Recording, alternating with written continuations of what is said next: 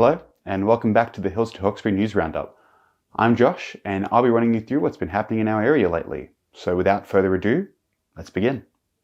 The Wildcat Conservation Centre in Wilberforce, which was recently our cover story for the 11th of August, is hosting an open day in October where you can learn more about their unique conservation work. Located on a quiet Wilberforce road, the centre is the only place in Australia where you can see a clouded leopard, as well as cheetahs, servals and caracows on a personalised tour. Guests of the open day will spend time observing each wildcat species and learning about their special traits, all the while hearing about the world-class work being done at the Conservation Centre. At the end of the tour, director and founder Ben Britton will give a personalised talk in the picnic area about the centre's history and work both in Australia and overseas. The open day is limited to 24 guests and is $125 per person. Visitors must also be 14 or older. Get in while you can. Hillshire Council is seeking feedback on proposed design changes to Currawong Reserve in West Pennant Hills, which would include a new 150-metre boardwalk and a nearly kilometre-long pathway encircling half of the reserve. Additionally, the reserve's Bellamy Creek would receive revamps such as bank stabilisation, a bridge, and some more ponds to attract wildlife. No construction estimates or maintenance costs are currently available and will be produced during the project's design process. Australian Wetlands Consulting has been picked by Council to help the project design. If you'd like to provide feedback, submissions are open until 5 p.m. on September 15th.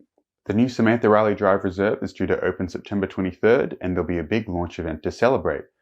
Much like the Withers Road Reserve opening from last month, there'll be free gelato, coffee and face painting starting from 10 a.m. The reserve is part of the North Kellyville Precinct Planning Scheme, which will see $266 million in total injected into the new suburb. The new community space features 4 multi-purpose sports fields, a basketball half-court, cricket nets, a local playground, on-site amenities, and 200 spaces to park on-site, just to name a few of the features. Remember to mark September 23rd on your calendar to check out the new park as soon as possible. 3 teens have been charged following a series of break-and-enters last week where they stole 4 cars. Officers found an unattended crashed car at 2:15 a.m. on Thursday, August 31st, where they established a crime scene and found that it was only one of 4 vehicles that had recently been stolen from Kellyville. Following investigations and search warrants, 3 boys were arrested, 2 16-year-olds and 1 15-year-old, and charges were laid. The trio have also been charged with their alleged involvement at other break-and-enters across the area. They are currently out on conditional bail and they're set to appear at court on September 12th.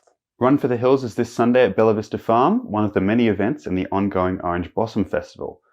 Castle Hill Rotary's event is raising money for charities Youth Off the Streets, Positive Vibes Foundation and Youth in Search by offering 3 different tiers of challenge for those in attendance. There'll be a 3.7 kilometre family fun run, which organisers are asking participants to do fancy dress for, as well as a 7.4 kilometre track for intermediate runners and 11.1 kilometre track for those really looking to push themselves. Registrations are still open, so sign up to help raise money for young people doing it tough. The Pavilion Theatre's latest play, Cactus Flower, is opening in a couple weeks' time, promising to be a delightful comedy for all who attend. The play was a Broadway mainstay for several years and was eventually turned into an Oscar-winning film and is now making its way to the Pavilion.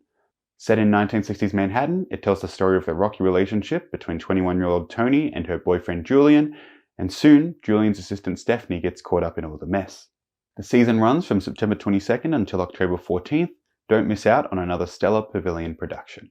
Now, let's go over some upcoming events in the Hills and the Hawkesbury. The Orange Blossom Festival Parade is set to happen tomorrow on Saturday, September 9th, and is meant to be a huge event.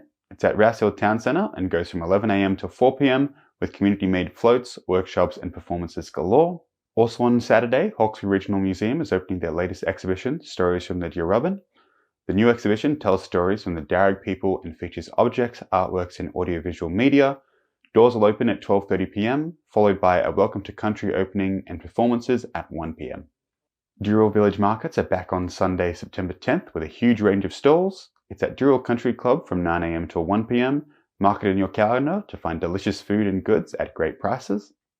The Kenthurst Fair is also on Sunday, which will include a street parade, stage performances, amusement rides for the whole family and food stalls.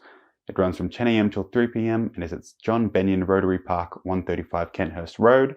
Macquarie Town's Show Day is on Sunday also, where hundreds of vintage and classic motorcycles will gather at Macquarie Park in Windsor.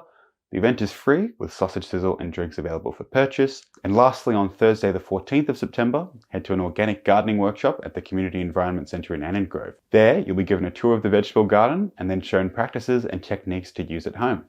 make sure to register for this free event. And that does it for today's News Roundup. Have a wonderful week, and we'll see you next time. This is Josh, signing off.